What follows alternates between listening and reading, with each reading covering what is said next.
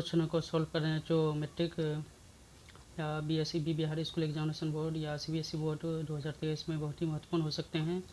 इसे आप ज़रूर याद कर लें और देख लें किस प्रकार इसे हल किया जा सकता है।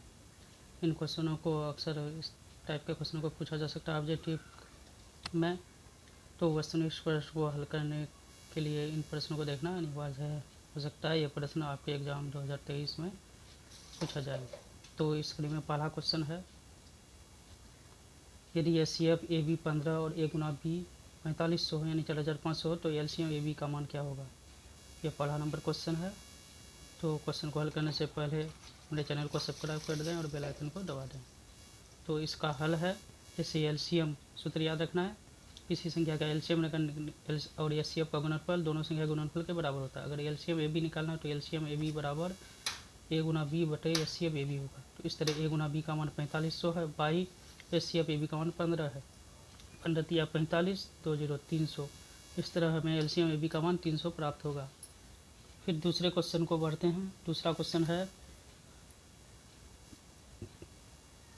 HCF 65,117 इक्वल टू 65 गुना M माइनस 117 इस रूप में लिखा गया, तो M का मान क्या होगा। तो पहले यहाँ हमें HCF याद करना है, HCF 65 और 117 का क्या होगा। तो दूसरे नंबर सोल्व कर रहे हैं। यहाँ HCF 65,117 equal to 65 M minus 117 है, तो M equal to what. HCF 65,117 का सॉल्व कर रहे हैं, तो हमें 65 117 जैसे 65 वन टाइम में 65, जो रिमाइंडर है शेष है 52, फिर 52 65 भाज में आ जाएगा, 52 को वन टाइम में 52, फिर 13 शेष रहता है, फिर 13 भाजक बन जाएगा, 52 को भाज बना देंगे, 13 चौक 52। इसका मतलब लास्ट में 13 से भाग लग 13 चौका 52 यानी भाज्य संख्या जो 13 है, यानी हम लोग 13 से भाज दिए तो हमें शेष 0 प्राप्त हो रहा है। तो इसका मतलब है भाजक 13 जो है HCF हो जाएगा, इसलिए 65,117 का 117 का HCF 13 होगा। अब इसे 65 M माइनस 117 जो कि सोल्व किया गया, ये 13 है और दिया हुआ है 65 M into M into minus 117 HCF का मान। तो इस तरह हम हल कर रहे हैं 65 M minus 117 13, 65 M equal to 13 plus 117, 65 M equal to 130 या M इक्वल टू 130 बाई 65। इस तरह हमें M का मान 2 प्राप्त हो रहा है। इस तरह हम हल कर सकते हैं, M का मान 2 होगा। तो HCF 65,117 equal to 65 M minus 117 में M का मान 2 होगा। फिर तीसरे क्वेश्चन की ओर बढ़ते हैं। तीसरा क्वेश्चन है, यदि M पर पावर N इक्वल टू 32 तो N पर पावर M N का मान क्या होगा।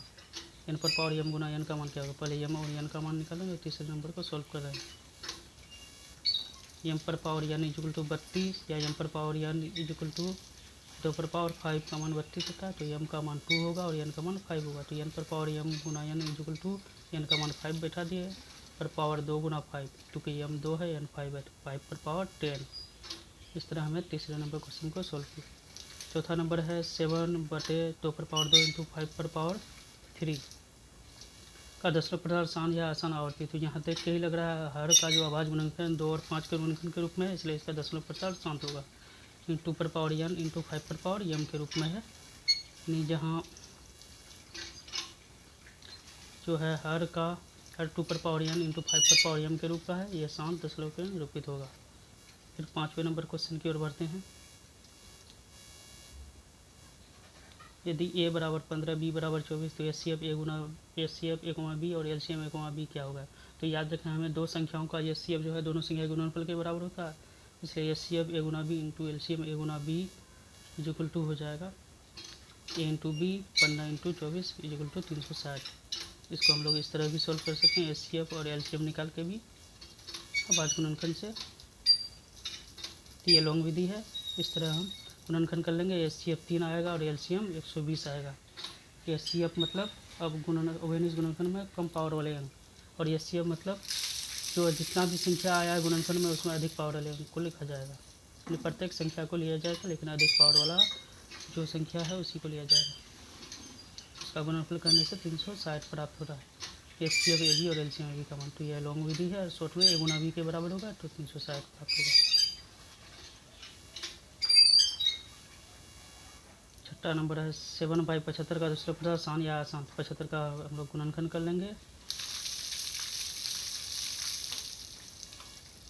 6 में, जैसे ही 75 का गुणा करेंगे 7/3 इंटू 5 इंटू 5 3 इंटू 5 का स्क्वायर प्राप्त हो रहा है, क्योंकि ये 2 पर पावर n इंटू 5 पर पावर m के रूप का नहीं है, इसलिए इसका दशमलव प्रसार आसान आवृत्ति होगा। 7वां है 9/6 7 पर पावर 3 इंटू 49/81 पर पावर 2x इंटू 7/9 पर पावर 9 2x का मान है। कंपेयर से कर सकते हैं इसको हल, जैसे देख सकते हैं 9/7 पर पावर 3 इंटू 49/81 पर पावर 2x इंटू 7/9 पर पावर यह 9 है। 9/7 पर पावर 3 इंटू 7/9 पर power 2 into whole power 2x, चूँकि 49 7 का स्क्वायर है और 81 9 का स्क्वायर है।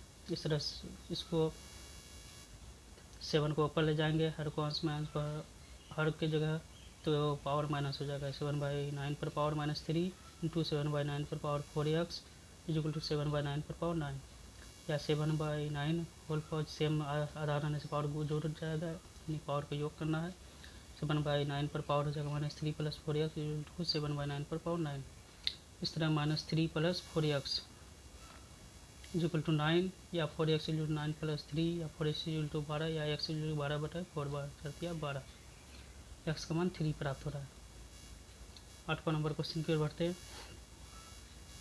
यहाँ यदि a + √2b इक्वल टू 0 तथा a और b वास्तविक संख्या, a और b का मान क्या हो सकता है? a b का मान 0 रखने से हमें 0 आ जाएगा, क्योंकि वास्तविक संख्या है तो 0 वास्तविक संख्या। 9वां नंबर क्वेश्चन पे 0.73 पर पावर 1 को p/q रूप में लिखें, तो इसको शॉर्ट में लिखेंगे इस तरह।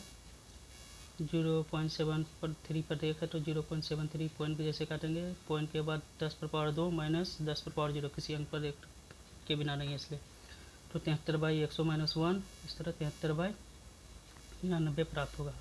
इसी तरह 0.73 पर देख तो 73 पॉइंट काटेंगे, 73 में 7 कट जाएगा चूँकि उसमें रेख नहीं है, और पॉइंट के बाद 10 पर पावर 2 माइनस 10 पर पावर 1 घटेगा, चूँकि पॉइंट के बाद एक अंक पर रेख नहीं है, इसलिए 10 पर पावर 1 घटा देना। इस तरह 73 - 7 से 66, और 100 में 10 घटाएंगे 90, इस तरह 33/45 हमें प्राप्त होगा। तो इस तरह हम संख्याओं को हल कर सकते हैं। ये क्वेश्चन जो है 2023 एग्जाम के लिए बहुत ही महत्वपूर्ण है, मैट्रिक और CBSE दोनों के लिए। Thanks for watching, please subscribe my channel for more videos.